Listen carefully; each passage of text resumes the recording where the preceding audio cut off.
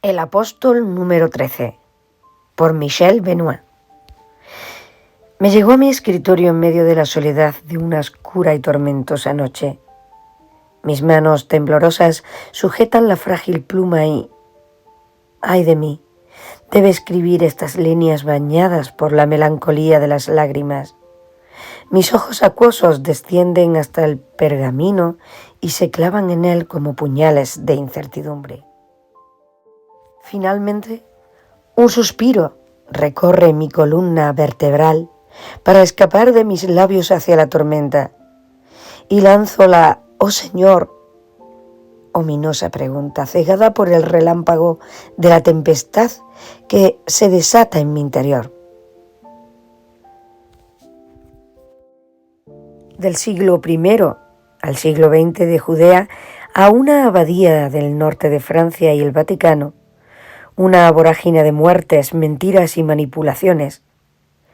Todos los que han intentado desvelar el enigma del 13º apóstol no deben vivir para contarlo. ¿Sabía algo que había que acallar a cualquier precio? ¿Por qué su testimonio sigue siendo tan peligroso en la actualidad? Michel Benoit, ex benedictino y especialista en los orígenes del cristianismo, desvela en este inquietante thriller histórico la existencia de un apóstol que fue misteriosamente silenciado en los textos sagrados y borrado de la memoria de Occidente. A pesar de que este tipo de libros me gustan mucho, por este dilema religioso que crea y todo eso, la verdad es que me ha costado mucho leerlo, pero mucho. Tiene trama, pero desde mi punto de vista no lo suficiente. Podría haber sido más, pero se quedó en menos.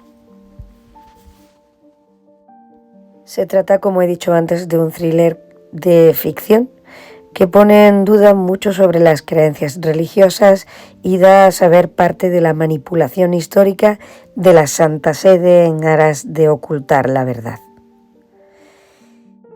A mi punto de vista, se trata de un libro fantasioso.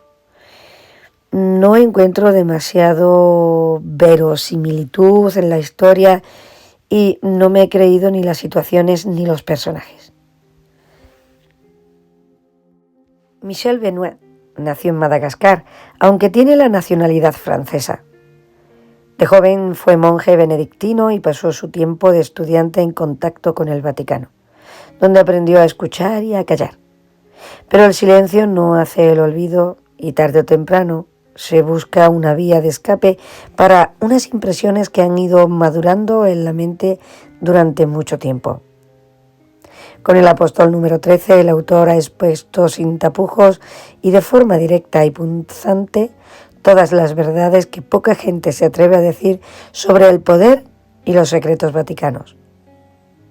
Con este thriller, donde se ponen en duda los orígenes dogmáticos de Jesús y toda la constitución de la Iglesia Católica, Michel Benoit consigue despertar el interés de algunos lectores y mandar así un mensaje claro. Esta fue su primera novela, pero también es autor de diferentes ensayos. Benoit es un empecinado investigador del origen de las religiones. Ha sido rechazado en más de una ocasión por varias editoriales para publicar sus ensayos. De ideas demasiado arriesgadas sobre temas teológicos. Aquí dejo una entrevista que se hizo en el año 2007 a Michel Benoit. La primera pregunta era la siguiente: ¿cuándo empezaste a pensar en esta novela? Lo primero que hice fue una investigación técnica, exegética y lingüística seria sobre el origen de todo, es decir, de nuestro cristianismo y de nuestras ideas. Porque me interesa la religión como hecho fundamental de nuestra civilización de Occidente. Esto quizás resulte demasiado serio para los lectores, así que pensé en hacer algo para que la gente supiera un poco más sobre estos temas. Yo he leído muchos thrillers, así que pensé en hacer uno. O sea, tomar un personaje y poner un poco de violencia, sexo o suspense. Es decir, que la novela está escrita con la intención de comunicar algunas inquietudes y varios pensamientos. Sí, si no tengo algo que decir, no escribo.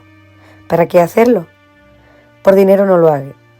Escribía otras cosas entonces para hacer literatura francesa. Ya están otros que lo hacen mejor. A mí me interesa decir algo. La siguiente pregunta fue: ¿te preocupa la coherencia de la historia que cuentas con la historia real que ha vivido la humanidad? Es muy difícil hacer una verdadera novela histórica, es decir, una novela que siga la historia hacia un cierto punto y en este punto que la ficción esté en coherencia con ella. La diferencia de mi libro con el Código da Vinci, por ejemplo, es que el autor hace una ficción que no es coherente con la historia. En cambio, sí era posible que este apóstol, que históricamente ha existido, hubiese escrito una epístola, es decir, quizá el apóstol número 13 escribió una epístola, no lo sabemos, pero es perfectamente creíble porque otros lo hicieron. Esta epístola debe tener una coherencia con el resto de escritos, por lo que hay que conocer bien el contexto histórico de la época. Siguiente pregunta. ¿Ha supuesto algún cambio el descubrimiento de los manuscritos del Mar Muerto para el cristianismo? Son unos manuscritos muy interesantes y fundamentales. La gente se apasionó con la publicación de algunos de ellos durante los años 60 o 70, porque pensó que por fin iba a saber algo nuevo. Pero se llevaron una desilusión porque no era lo que se creían. Por ejemplo, que Jesús era esenio o que los primeros cristianos eran esenios. Pero estos manuscritos te dan el contexto intelectual, los instrumentos con los cuales los apóstoles, que no eran genios del pensamiento excepto Pablo, han construido una nueva religión. Tomaron las principales ideas de los manuscritos del Mar Muerto. Es muy visible en el cuarto Evangelio de San Juan, donde podemos ver esas influencias. Siguiente pregunta. Michel, en la novela hablas precisamente de que los apóstoles no eran genios. ¿Te preguntas cómo San Juan pudo escribir su Evangelio si era iletrado? Absolutamente. San Juan es iletrado. Escrito textualmente los Hechos de los Apóstoles. Nos encontramos con que eran muy rústicos y sin conocimientos de gramática. No sabían escribir. Un evangelista en el año 32 no sabía escribir. No pudo escribir entonces el Evangelio, donde demuestra una habilidad en un griego muy elegante. Él hablaba arameo. Investigaciones muy especiales han demostrado muy ciertamente que en el año 44 mataron al apóstol Juan junto con su hermano Santiago y su Evangelio fue completado en el 95. El cuarto Evangelio, el de San Juan, es el único de los 4 donde se habla de un misterioso discípulo bien amado de Jesús. Es el apóstol número 13. Continuamos con la siguiente pregunta. En el año 2006 se publicaron las traducciones del Evangelio de Judas, donde se dice que no era un traidor, como en los otros evangelios. En la novela también se habla de Judas de una manera diferente. Es que no es traidor. Nadie tenía necesidad de tener este texto gnóstico que se conoció en los años 80.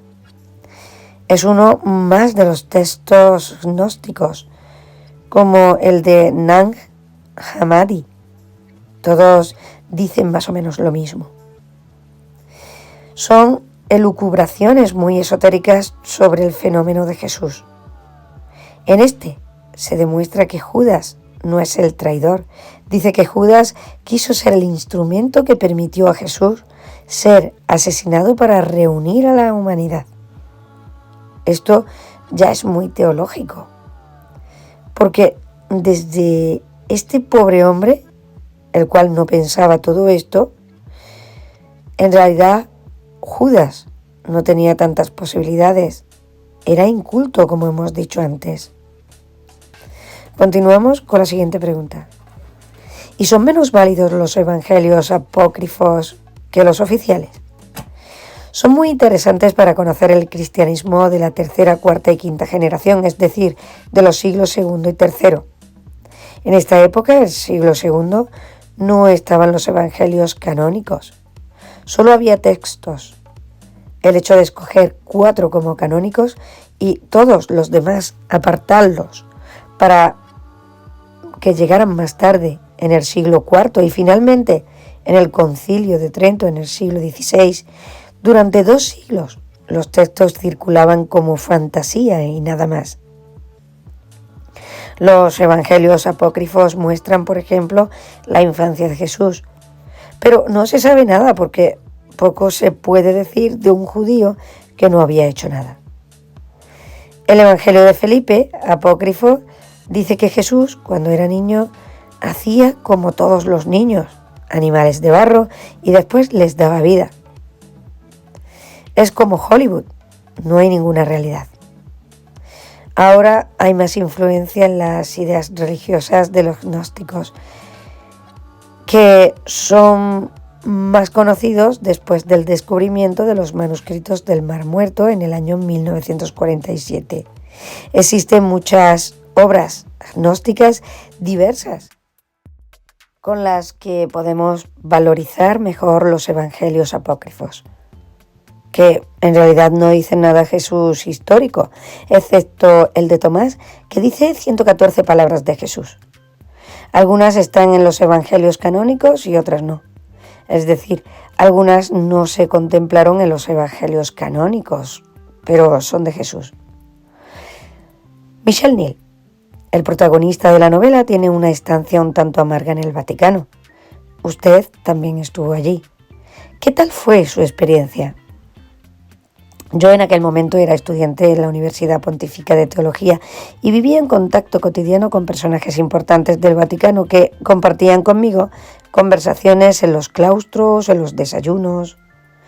Es cuando entiendes muchas cosas. Cuando los cardenales han bebido un poco de vino blanco, entonces empiezan a hablar. Y hablan contigo sin darle importancia. Pero uno tiene 2 orejas y hay cosas que no olvidas. Incluso había un cardenal francés, ya muerto, que era muy pedófilo. Amaba a los niños y practicaba muchas cosas con ellos. Podría decir su nombre, pero ¿para qué? ¿Qué importa ya? Luego había tráfico de influencias, chismorreos.